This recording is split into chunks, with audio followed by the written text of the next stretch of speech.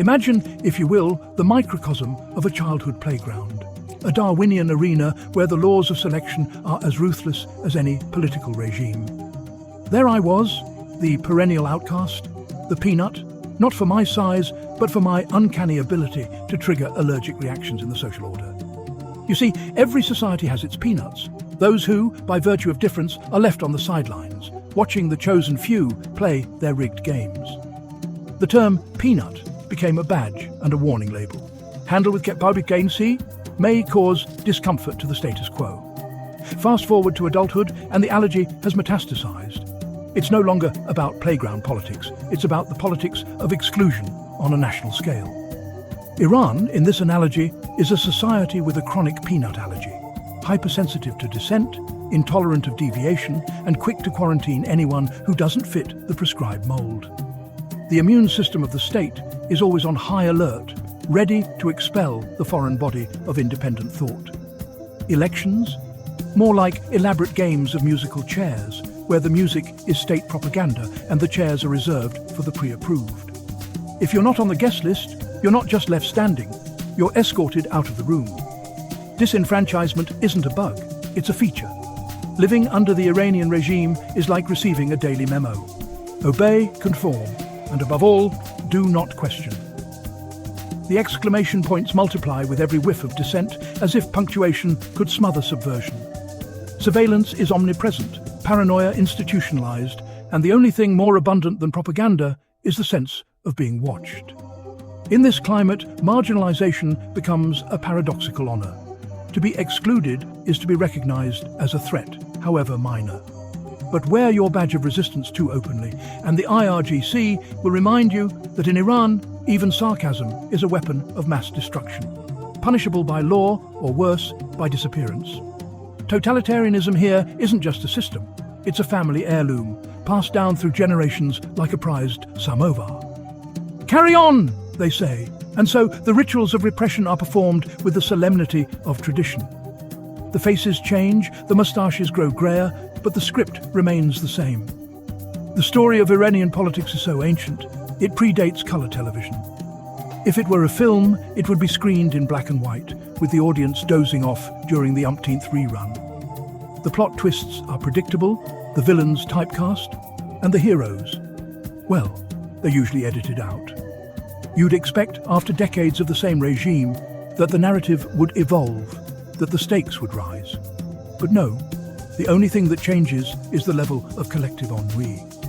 Even the grandmothers, once the backbone of revolutionary zeal, now yawn through the spectacle. Meanwhile, across the Atlantic, the US government keeps its own scorecard. Locked and loaded, they declare, as if the Middle East were a video game and Iran the final boss.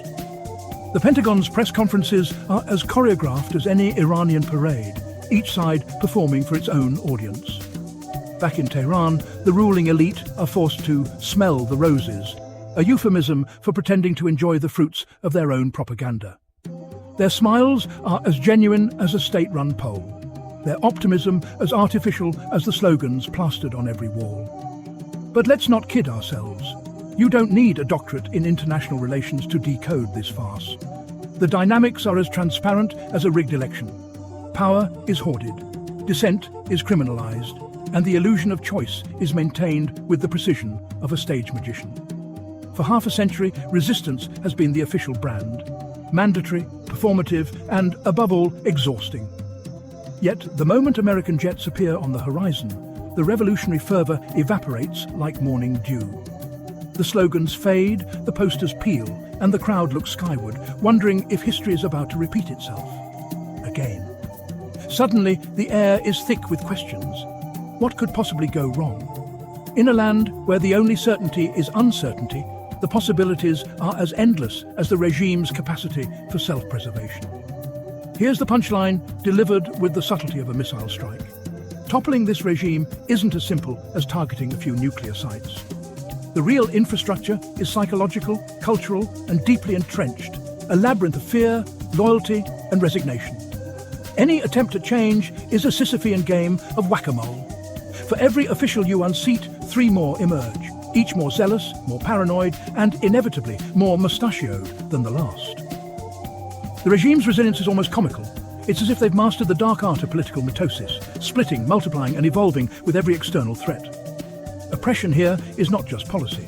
It's a survival instinct, honed over centuries of invasion, revolution, and betrayal. This, after all, is the Middle East, a region where history is measured in millennia, and every new crisis is just another verse in an endless epic. The bazaar buzzes, the desert endures, and the game continues, indifferent to the ambitions of outsiders.